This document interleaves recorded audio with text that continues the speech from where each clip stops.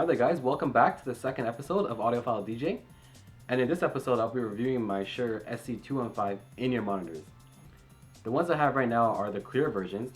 For the 215 there's also a black housing and also this clear housing. The black one basically covers all the driver internals inside, while the clear housing leaves you with everything inside. You're able to see how everything is made, the internals of this earpiece.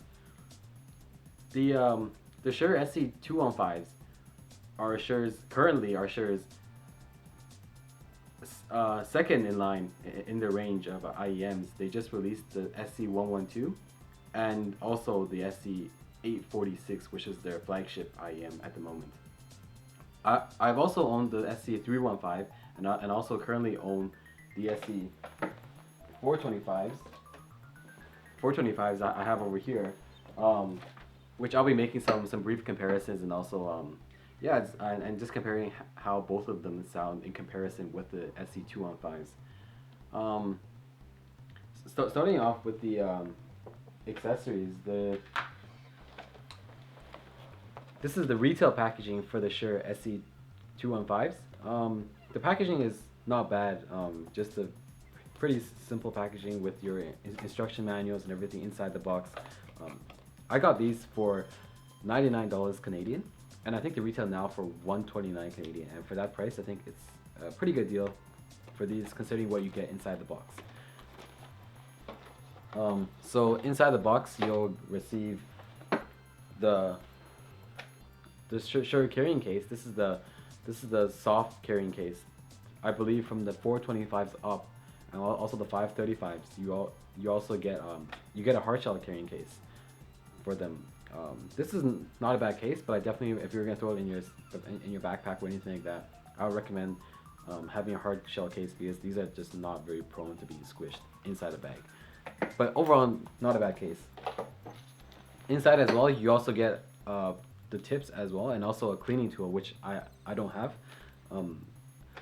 I actually the Shure SE215s don't come with the full Shure Fit kit that you'll get, for example, with the yellow olives and the other tips as well. But what you do get is a good range of tips.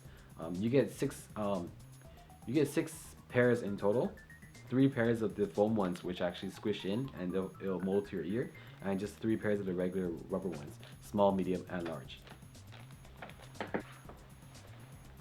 The build quality of these earphones are actually, in one word, they're simply outstanding in my opinion. For the price you get it at, I got $99, and you can still find them on Amazon for $99 Canadian, I think. The build quality is outstanding. I've seen earphones that cost close to $1,000 and not even built even close to as well as these ones are. First of all, you can see the cables. These are very robust cables. You cannot. I think it's almost impossible to break these cables. The strain relief on everything. I mean, if you look at the plug here, this is a crazy strain relief, and this build quality is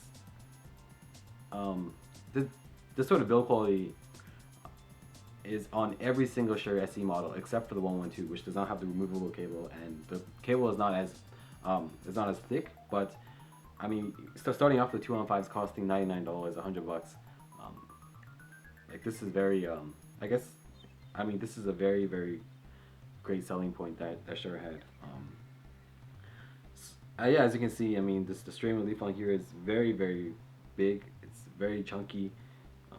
But one thing to note is that this will not fit in your your smartphone or iPhone cases. I've tried it before on my friend's phone, and this is a huge a drawback with this, because you won't be able to fit it in your case. But I guess these were actually made or designed to be for professional use, so these will be probably attached to a quarter-inch adapter or something like that, so you can plug them into your mixer or anything like that.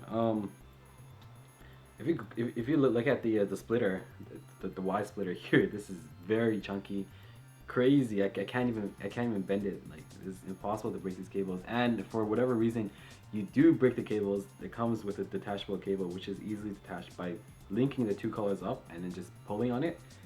It's a bit hard, and these Shure connectors are quite hard to get off. But yeah, you can see that if you do detach the cables, and if they do break, which I highly doubt they would break, just to like normal use, then yeah, you can always swap with the cables. Cables are $50 a piece, and I think it's a great alternative, especially when going to higher end. You don't want to spend another $400 or $500 on another pair of IEMs to just replace the cable. One other thing to note is, because of how these are built, these are my preferred stage monitors. I use them with the custom shells that I got from Sensophonics. So on stage, when I move around my head, when I jump around, and make sure that it doesn't fall off, and the isolation with the customs is far superior to this, and also improves the bass response. I'll be going into more in depth about the Sensophonic customs in my SE425 reviews, which I'll be doing in my future reviews. But yeah, I mean, just the build quality is outstanding for the price, and I think for $100, this is the selling point for the Shure SE215s. Going on to comfort, I personally find these quite comfortable. I don't think they're as comfortable as, for example, like those, like the traditional earphones where you just pop right in your ear and just go right away. These do take a bit more time, and when I first got these, I wasn't quite too sure on how to put these on. But because these are an over the ear design, they don't fit the traditional way. So I'll demonstrate on how these fit actually. I'm using the larger size foam tips, and in order to get these in, you have to press them all the way down to make it form into your ear, and just use two hands. One, you loop it over your ear, and these ear guides will form with your ear. You press down, and you stick it all the way in, and the foam tips will start to expand and form and shape into your ear canal, the insides of your ears. But once you have them on, the negative profile design of these makes it quite comfortable. It's great for sleeping on the side, for example. You want to listen to music when you're sleeping. You want things poking out, which is just dragging straight off. These are very, very comfortable to use in bed. Yeah, for comfort wise as well, these, I feel like, because it's you have the ear guides, the heavy cables don't really pull that much as you may have I guess assume in the first place. Yeah, build comfort and everything is very, very good. The ergonomics of these are one of the best in my opinion, with the Westone in-ear monitors as well. Yeah, so I mean overall very, very great build quality. Going on to the comfort, these at first glance you might think they're quite uncomfortable, and they're not the traditional way of wearing the IEMs because they go over the ear rather than just hanging down. I personally find just popping them in and letting them drag down, that's the most comfortable option for me because it's just very fast, very convenient when I'm on the bus, on the go. But I mean, these are not too bad. When I first got them, I wasn't quite used to them. But after, having it for like a month, it's just like second nature to me. Basically how you put these on is just, you loop it around your ear. And also for the foam tips, just squish it down so it'll form it. It'll be smaller so you can actually put it into your ear. I use the largest size. So you wrap it around your ear and just push it inside, directly inside, insert it in, all the way in, and you'll feel the foam start to expand inside your ear and it'll mold into your ear canal. Yeah, and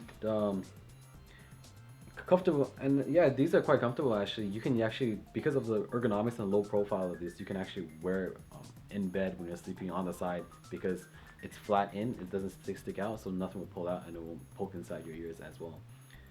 The cable is quite heavy, so it might pull a bit, but I think with the over-ear design, Shure did a really good job relieving all that, I guess, extra weight and the pull from the heavy cable itself.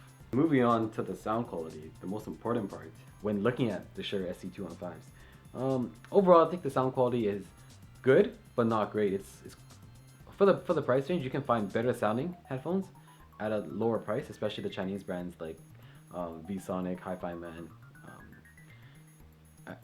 and brands like those. But I think for the Shure SE215s, it really presents a great balance of build quality and then also Good sound. The sound on these is definitely leaning towards the bassier side, with with a definite emphasis on the mid bass. There's a mid bass hump when looking on the graph compared to the other Shure models. Um, the, the ones here actually, I think most consumers will love these kind of sound when coming from their out of the box headphones because of the bassier, warmer sounding sound signature is quite is quite leaning over to the bassier side with the emphasis on the mid bass. When you look at the graphs on this, these do well for I guess modern music, electro, because because the bass quantity is quite abundant. Sub bass quality is not that impressive. It definitely lacks a bit of rumble in the lower regions, but on the surface, it definitely sounds quite bassy, a bit boomy, spilling over to the mid range as well. But I think overall great for hip hop tracks and stuff like that. The mid range on these is really good as well. Anything from like acoustics, they sound quite realistic. Although I think there is that bass definitely intrudes into the mid range quite a bit. It just the Shure house sound presents a very luxurious, smooth, well-rounded, full-bodied mid range. Strings sound very realistic. It's a natural sound, although a bit bassy. Strings sound very good. Jack Johnson, John Mayer, singer-songwriter, kind of stuff like that. Very, it comes really alive with these IEMs.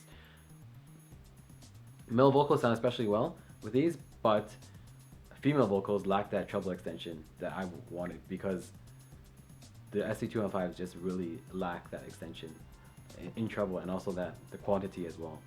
So therefore the treble will be the weakest point on these IEMs with, I guess, with all the ones I've owned so far. I've owned all the way up to the 535s. And I haven't heard the A46 yet, but I'm definitely sure that those will have better high extension. But for the whole range I've heard, it's really the Shure, the SE range up until the 535 really lacking that, I guess, the sparkle in the treble. But they do the mids and the bass quite well, in my opinion. So here it is, the Shure SE215 in-ear monitors in clear. I overall really like these because I use them for my stage monitoring with my custom sleeves. If I did not have a use for these on stage, I probably would have sold these because it just doesn't seem, the sound quality isn't really up to par in my opinion. But just the build quality and everything and the extended bass on these make it ideal for DJ use actually. So that's why I still keep these for $100. I can throw these around and they won't break. And if they do, the cable breaks, I can just replace them. And if it breaks in general, it only costs $99, right? So I can just replace them right away. So I think overall this is very good. Maybe not the perfect option for like a seasoned music enthusiast who are used to that audiophile, like hi-fi sound, the neutral sound. But for the average consumer, these really do the job well, and it's definitely a huge step up from what you're used to listening out of the box. Thank you guys so much again for tuning into the second episode of Audiophile DJ. I really appreciate it if you could support my channel by sharing with your friends, giving a like, giving a comment, sharing around the forums. I'm actively on HeadFi, Reddit headphones as well. Yeah, so I mean, if you like this, please show me some love by hitting the like button and also subscribing to my channel. I'll have definitely more reviews, higher quality reviews to bring to you guys in the future. So thank you guys again, and I'll see you next time.